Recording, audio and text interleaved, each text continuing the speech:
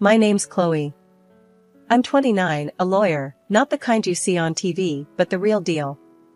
Work's my life, or at least it was until that messed up morning my car decided to die on me. Standing there, on the edge of the road, watching the tow truck haul my car away, I was fuming. Late for work, with no ride, and my phone dying. Just great. Then this guy, Mike, stops by. First thing he says, "Looks like you could use a hand."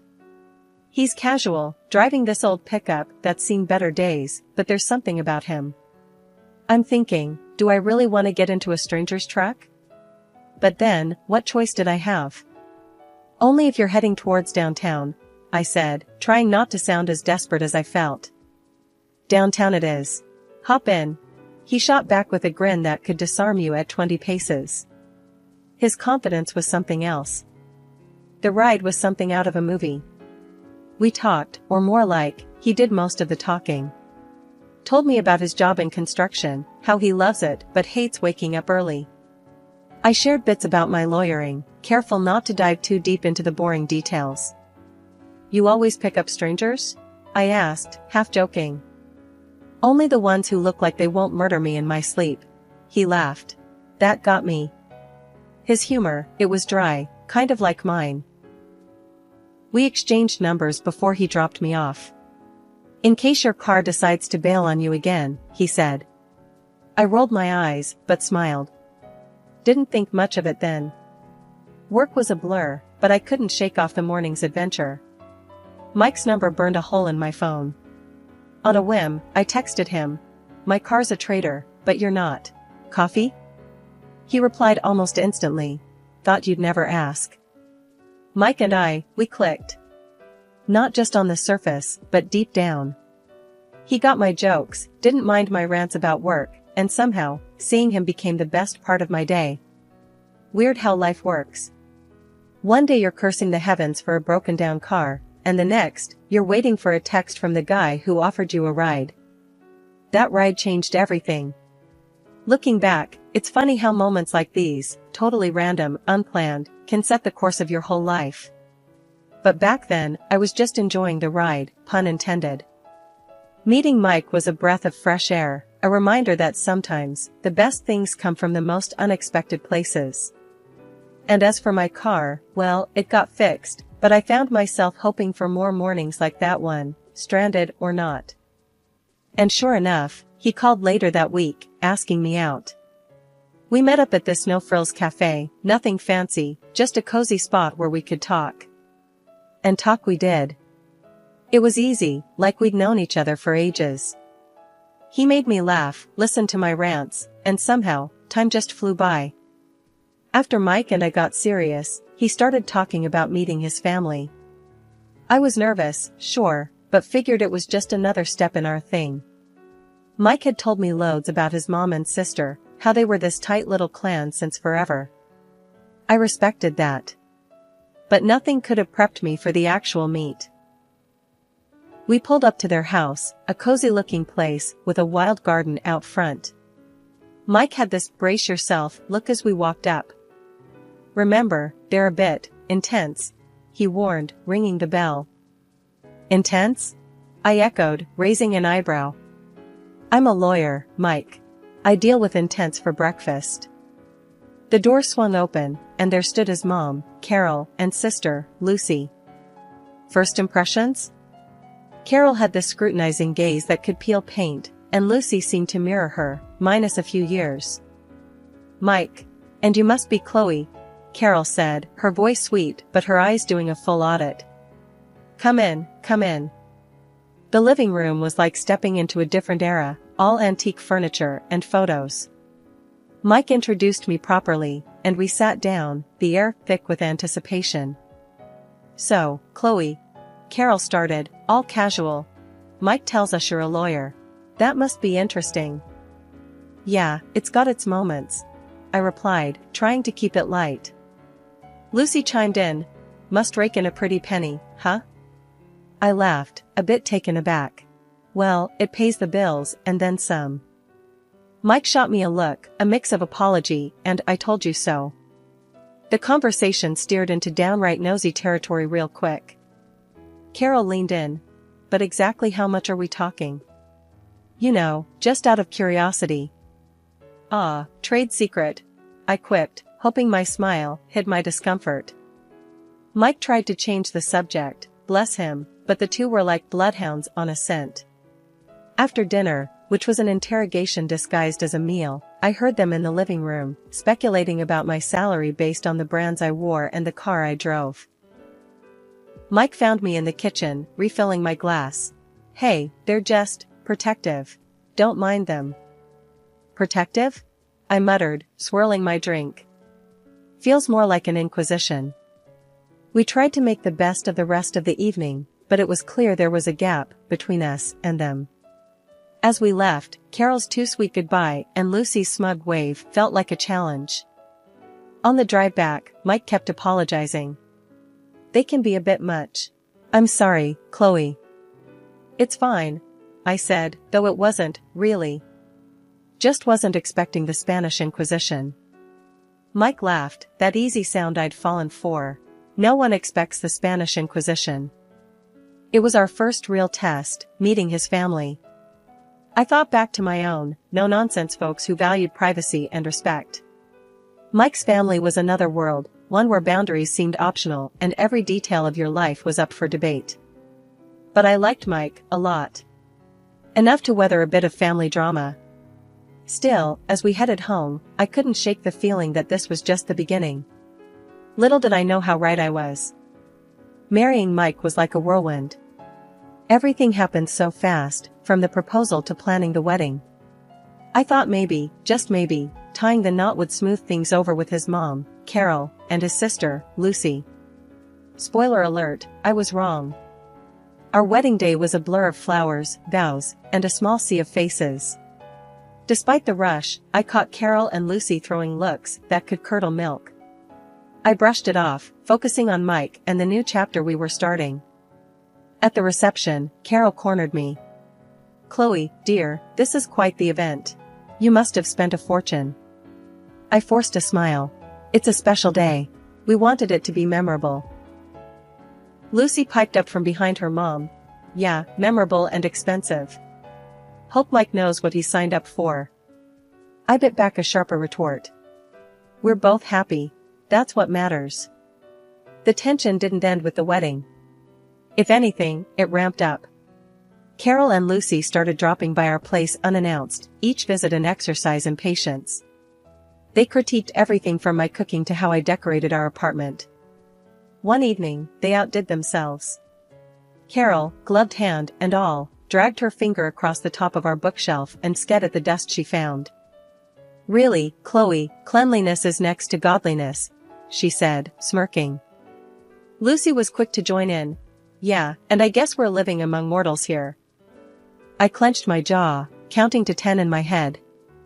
Well, I didn't realize we were hosting royalty. My mistake. Mike, ever the peacemaker, tried to laugh it off. Come on, you three. Let's not start World War III over a little dust. But the visits grew more frequent and their comments more cutting. I started dreading the sound of the doorbell. Each time they left, I felt more like an intruder in my own home. I finally broke down and told Mike how I was feeling. Your mom and sister, they're making my life hell. It's like they're marking their territory, and I'm the outsider. Mike looked torn. I know it's tough, but they're family. They just need time to adjust. I'll talk to them, okay? But talking seemed to translate to nodding along while they ranted about me not being good enough. Things reached a boiling point one day when they came over, criticizing the dinner I'd made. This is interesting, Carol said, poking at her food. Lucy snorted. Interesting is one word for it. Fed up, I snapped. You know, not everyone can be a Michelin star chef. If you don't like it, maybe next time you can cook. That shut them up for all of 5 seconds. Mike's attempt to smooth things over didn't help much. Chloe's right. Let's appreciate the effort, okay? The effort felt futile, though. No matter what I did, it was never enough. They wanted me to change, to mold into whatever perfect daughter-in-law image they had in their heads. But that wasn't me. I'd hit my limit with Carol and Lucy's endless nagging and snide remarks. Their arrogance was something else, like they were the queens of some small kingdom and I was the unwelcome commoner. I'd told Mike about how they were grinding me down, hoping he'd step in. His response? "I'll talk to them," he said, his voice so wishy-washy it made me see red. It was clear as day he didn't want to rock the boat, preferring to stand on the sidelines of this mess. That was the last straw for me. I wasn't about to play the silent sufferer in my own home. If Mike wasn't going to stand up to them, I sure as hell would. The next time they decided to grace us with their presence, I had a plan. We were all sitting around the dinner table, the air already thick with tension. I saw my moment and took it. "Mike's got something he wants to say," I declared, throwing him a look that I hoped would light a fire under him. Mike went red, fumbling for words. Yeah. Mom, Lucy, you should really show Chloe some respect," he mumbled, barely meeting anyone's eyes. You could have heard a pin drop. Carol's face went from 0 to furious in a heartbeat. "Respect?" she spat, her anger not aimed at Mike, but squarely at me. "I will not let you cause a rift between my son and me." The room felt like it was spinning. Here we were, the whole sorry mess out in the open. Mike was squirming, looking anywhere but at us. Carol was in full battle mode, and Lucy? She just sat there, smirking like she was watching her favorite show. "I'm not trying to start anything," I shot back, my voice steady even if my insides were anything but. "I'm just saying, this is my home too. I deserve to be treated with some kind of decency." Carol snorted, a sound full of disdain. "Decency? This isn't about decency. It's about you trying to wedge yourself between me and my children." The accusation was ludicrous. All I'd ever wanted was to find some common ground, to be part of their family, not tear it apart. But standing there, facing Carol's wrath and Mike's silence, I felt a cold realization settle in. Maybe this was a battle I couldn't win. As the evening spiraled into a blur of heated words and cold silences, I wondered how we'd ever recover. Mike's half-hearted attempt at support had only thrown gasoline on the fire, and now I was the villain in Carol's story, the woman who dared to stand up for herself. The confrontation had been meant to clear the air, to finally draw some boundaries. Instead, it felt like I'd only succeeded in drawing battle lines, with me on one side and the family I'd hoped to join on the other. And Mike? He was still somewhere in the middle, unwilling or unable to choose a side. After that fight, my life turned upside down. Carol, my mother-in-law, made it her mission to make my existence a living hell. She'd pop over when I was dead on my feet from work, starting drama out of thin air. And when Mike got home, there she was, all tears and sob stories, claiming I was the villain, hurling insults her way. Mike, bless him, fell for it every time. We'd end up in arguments, him siding with Carol, leaving me feeling like I was taking crazy pills. It was like I was the outsider in my own marriage, speaking a language no one else understood. But it didn't stop there. A friend of mine let slip that Lucy was out there, telling anyone who'd listen that I was dirty in my work, hinting I was pocketing client money without paying taxes. That was the last straw. I'm no saint, but I don't mess around with my profession. I called Lucy, my words sharp as knives. You know, spreading lies about someone's work is called slander. And that can get you sued. Lucy's bravado crumbled real quick over the phone. I'll stop. I didn't mean anything by it, she stammered, the fear in her voice clear as day. But the damage was done. She went crying to Mike, playing the victim, and before I knew it, I was getting an earful. Why are you bullying Lucy? Can't you see she's scared of you? Mike's anger was a red flag, signaling deeper issues in our marriage. Every day, I felt more like an outsider, a stranger in a world where Carol and Lucy reigned supreme, and Mike was their loyal subject. The more I saw it, the more I realized, I was the odd one out, always going to be second to his mother and sister. The battles at home were one thing, but Lucy trying to tarnish my professional reputation?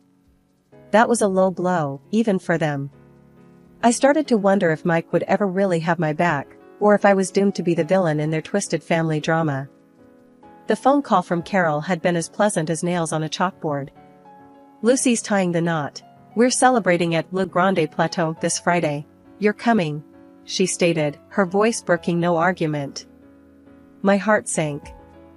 The last thing I wanted was to spend an evening in the lion's den, but Mike was all about mending fences. It could be good for us, a fresh start, he argued with that eternal optimism of his. Reluctantly, I agreed. Le Grande Plateau was the kind of place where the prices on the menu made you do a double take, wondering if you'd accidentally wandered into a car dealership instead. Carol, Lucy, the groom-to-be, and his parents were already seated, attacking a seafood platter like it was their last meal. No sooner had we taken our seats than Carol dropped the bomb. Chloe, darling, we thought it'd be lovely if you covered tonight's feast. A small gesture to cement your place in our family, she announced, loud enough for neighboring tables to overhear. I nearly spat out my drink. You're joking, right? You expect me to foot the bill for this extravaganza? The table fell eerily silent, all eyes on me. Lucy, never one to miss a beat, added, "Oh, come on, don't be such a tightwad, Chloe. It's not every day your sister-in-law gets engaged." I felt like I was in the twilight zone. Look, I came here to show support, not to bankroll Lucy's engagement party. This is beyond ridiculous. Carol's expression hardened. I specifically chose this venue with the expectation you'd contribute. It's about showing respect, Chloe. My gaze flickered to Mike, desperate for him to say something, anything, in my defense. His response floored me. She's right, Chloe. Just pay. We don't need more drama. You'll pay, otherwise we'll get divorced. I was flabbergasted. So, it's pay up or get out? Is that my choice? Are you seriously siding with them on this?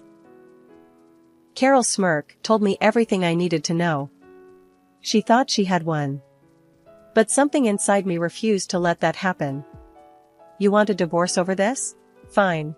Let's do it. I'm not your puppet. You could have heard a pin drop. The shock on their faces was a bittersweet victory. I stood, my chair scraping loudly against the tile. I've had enough. Enough of the manipulation, the insults, and this sham of a marriage. As I stormed out, their bitter words followed me, but they bounced off me like I was made of steel. I was done. Done playing the villain in their messed up family drama. Driving away, a torrent of emotions overwhelmed me. Fear, relief, anger, but above all, a sense of liberation. I'd finally stood up for myself, drawn a line in the sand. After the restaurant showdown, I went back to what used to be our place, now just a space filled with memories I couldn't wait to leave behind. Packing was a blur, each item a reminder of a life that felt like someone else's story. Once everything was boxed up, I filed for divorce. No dramatic confrontations, just a quiet end to a chapter one was ready to close for good. Word got around quickly, not just about the divorce, but about the fallout from that disastrous dinner. Turns out, Carol had tried to pull the same stunt with the groom's parents, insisting they cover the extravagant bill. That backfired spectacularly. The groom, fed up with the family's antics, called off the engagement with Lucy. You'd think that'd give them a moment's pause, a second of self-reflection, but no. Instead, Carol and Lucy pinned the blame squarely on me. According to the rumor mill, I was the villain of the piece, a greedy, heartless woman who'd torn their family apart. It would have been laughable if it wasn't so pathetic. The aftermath of that explosive dinner wasn't pretty. Word got around fast, too fast. My phone was buzzing nonstop, texts and calls pouring in from friends and, unfortunately, acquaintances who'd heard some version of the night's events. The rumors were wild, painting me as everything from a heartless villain to a downtrodden victim. I ignored most of them, but it was one call that I couldn't just swipe away, my mom. "Chloe, honey, what's this mess I'm hearing about you and Mike? And something about a restaurant blow up?" Her voice was a mix of concern and confusion. I sighed, rubbing the bridge of my nose. "It's a long story, Mom. The short version?" I stood up for myself, and things didn't go well. There was a pause on the other end, and then, "Well, I always said that woman was trouble. You're better off without them, you know." Hearing my mom say it out loud, it hit different. It was one thing to walk away, but another to hear that maybe, just maybe, I did the right thing. "Yeah, I know. Just didn't expect everything to implode like this." A few weeks after I'd moved out, I ran into one of our mutual friends, Jenna, at the coffee shop. She wasted no time diving into the latest gossip. "Chloe, I heard about the split, and everything else. Carol's been saying some wild stuff, you know?" I took a sip of my coffee, already knowing where this was headed. "Let me guess, it's all my fault? I'm the wicked witch who ruined their lives." Jenna looked uncomfortable, but nodded. "Yeah, something like that. Lucy's engagement is off, and they're saying you're to blame for the dinner fiasco, too." I couldn't help but laugh, the sound bitter. Of course, they are. Because it's easier to blame me than admit they're a pair of entitled, manipulative. "Hey, I know it's tough," Jenna cut in. "But you're better off without that drama." Despite the rumors, the whispers, and the blame game, there was a sense of relief that came with being free of it all. Free of Carol's constant meddling, Lucy's passive-aggressive jabs, and the never-ending cycle of drama that came with being part of their family. As I navigated my new life, word got back to me about Mike and his current living situation. Turns out, after our divorce, he moved right back in with Carol and Lucy. The three of them, all under one roof again. The thought brought a mix of emotions, but mostly, I felt a strange sense of relief. It was confirmation that walking away was the right choice, not just for me, but for my peace of mind. I heard through the grapevine, snippets of conversations at local cafes, and the occasional overheard chat at the grocery store, that their antics hadn't stopped with me. If anything, they ramped up. Stories of Carol's latest schemes and Lucy's outlandish demands were making the rounds, painting a picture of a family consumed by their own greed and arrogance. Their reputation in town took hit after hit, each rumor another nail in the coffin of their social standing. The weeks turned into months, and slowly, the drama that had once consumed my life started to feel like a distant memory. I was settling into my new normal, finding peace in the quiet moments and solace in my work. One crisp autumn evening, as I was leaving the office, my phone buzzed. It was a text from Alex, a colleague I'd become close friends with over the last few months. "Drinks tonight? You need a break, and I've got some big news." Curious and in dire need of a distraction, I agreed. We met at a cozy little bar downtown, a world away from the high-stakes drama that used to define my evenings. "So, spill it. What's this big news?" I asked, sipping on my drink, the warmth of the whiskey a welcome reprieve from the chill outside. Alex's eyes sparkled with excitement. "I'm starting my own firm, and I want you on board. You're one of the best lawyers I know, Chloe. What do you say?" The offer took me by surprise. It was the kind of opportunity I'd dreamed of, but in the whirlwind of my personal life, I'd forgotten how much I longed for a fresh professional start too. Wow, Alex. That's incredible. I'm honored, really. Let me think it over." The next morning, I woke up feeling more determined than ever. I called Alex, my decision made. "Let's do it. I'm in." The weeks that followed were a whirlwind of planning and preparation. We found an office space, started building our client list, and every day felt like a step towards something exciting, something mine. And then, amidst the chaos of starting the new firm, I bumped into Mike. It was the first time we'd seen each other since the divorce was finalized. The encounter was awkward, charged with the ghosts of our shared past. "Chloe, hey, you're looking good," he said, the words feeling like a peace offering of sorts. Thanks, Mike. You too. How's everything? We're getting by. Mom and Lucy, they're still them, you know? I nodded, no longer feeling the sting of their names. I'm sure they are. Listen, Mike, I wish you all the best, really. As I walked away, I realized that this was what moving on felt like. It wasn't forgetting the past but learning from it, not dwelling on the hurt but focusing on the growth that came from it. I was moving forward, one step at a time, into a future that was all mine to shape.